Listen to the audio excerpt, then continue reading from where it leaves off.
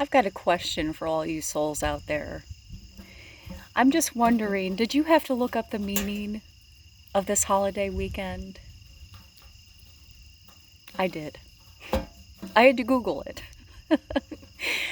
So the information I'm going to tell you is from historychannel.com.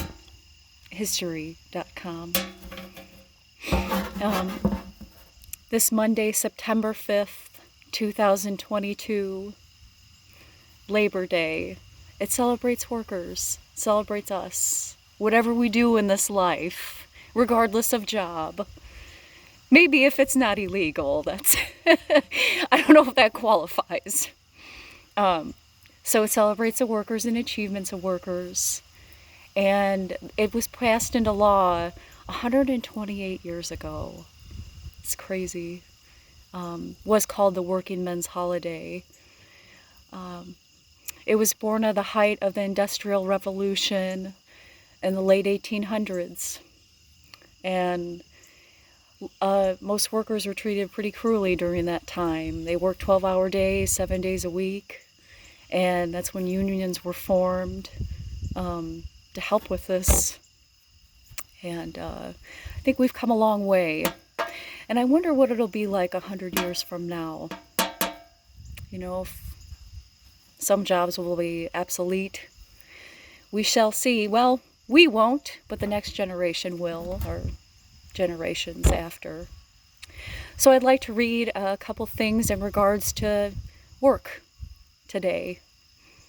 And I always appreciate your time. This will be a little bit longer, but it'll be enjoyable, I promise.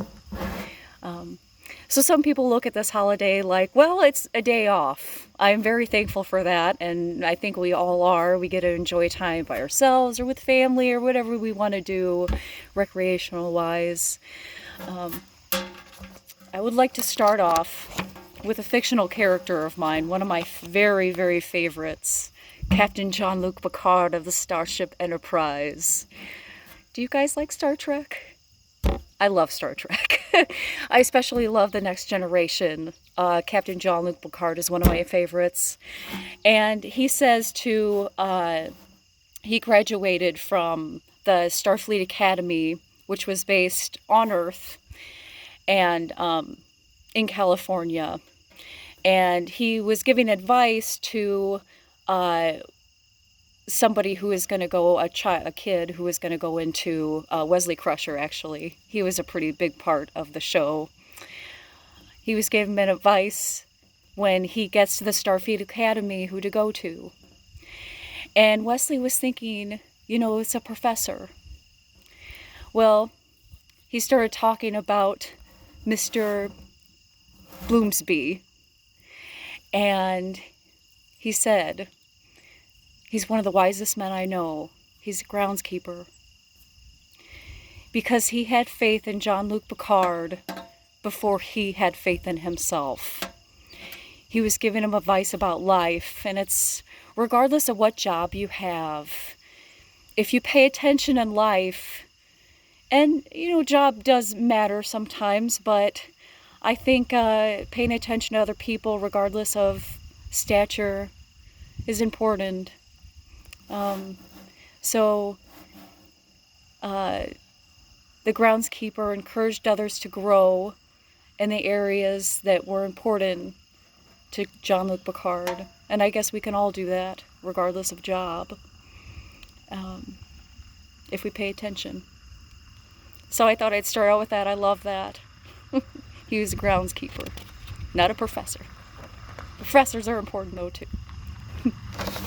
Okay, so I am going to start out with a reading here.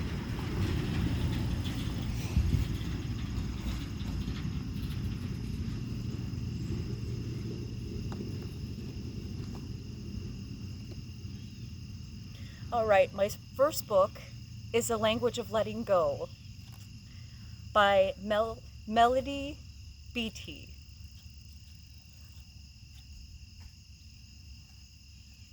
And it's just simply titled, just a few paragraphs, Work Roles. How easy is it to dive into roles at work? How easy is it to place others in roles? Sometimes this is necessary and appropriate, but we can also let ourselves shine through our role. There is a joy in giving our gift of skill at work, at giving ourselves to the task at hand so thoroughly that we experience an intimate relationship with our work. There is a joy when we create and accomplish a task and can say, well done. There is also a joy when we are ourselves at work, when we discover and appreciate those around us. The most unpleasant, mundane task can be breezed through when we stop thinking of ourselves as a robot and allow ourselves to be a person. Those around us will respond warmly when we treat them as individuals and not job-defined roles. This does not mean we need to become inappropriately entangled with others. It means that whether we are an employer or an employee, when people are allowed to be people who perform tasks instead of task performers, we are happier and more content people. I think that's so sweet.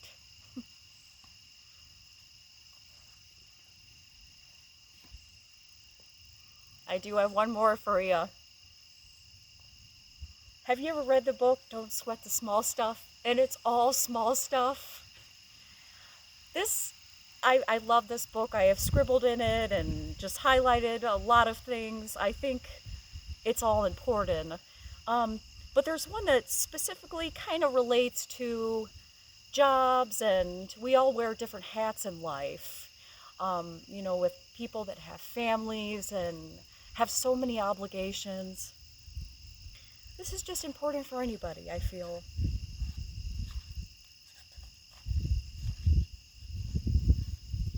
All right. Oh, and I'm sorry, this is by Richard Carlson.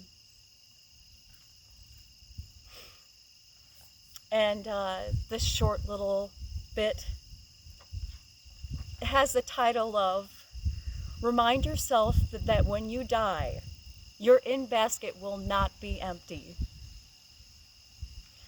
So many of us live lives as if the secret purpose is to somehow get everything done. We stay up late, get up early, avoid having fun, and keep our loved ones waiting. Sadly, I've seen many people who put off their loved ones so long that the loved ones lose interest in maintaining the relationship. I used to do this myself.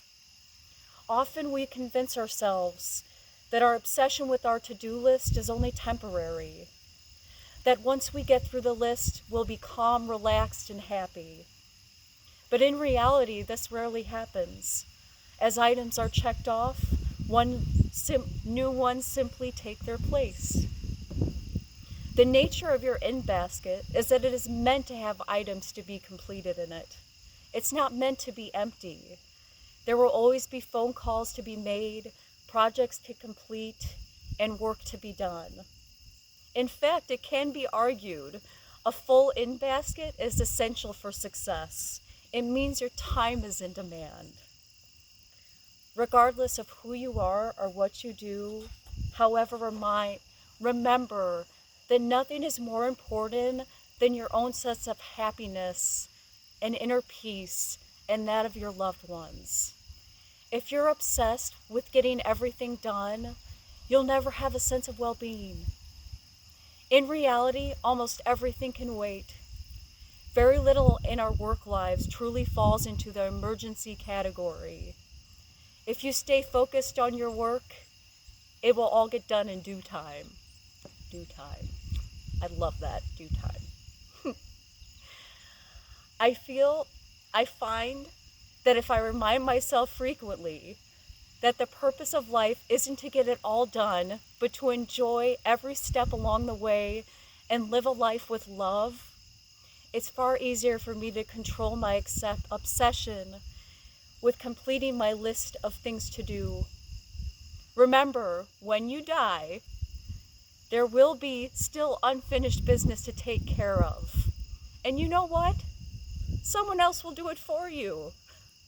Don't waste any more precious moments of your life regretting the inevitable. I hope you enjoyed that little bit. And I hope you enjoy your time this weekend. Just to relax and spend time with family, however you want to spend your time. I hope you find peace.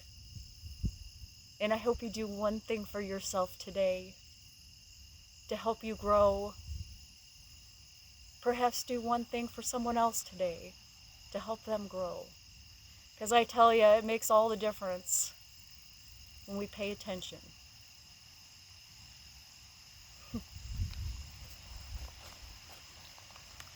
Blessings to you, beautiful people.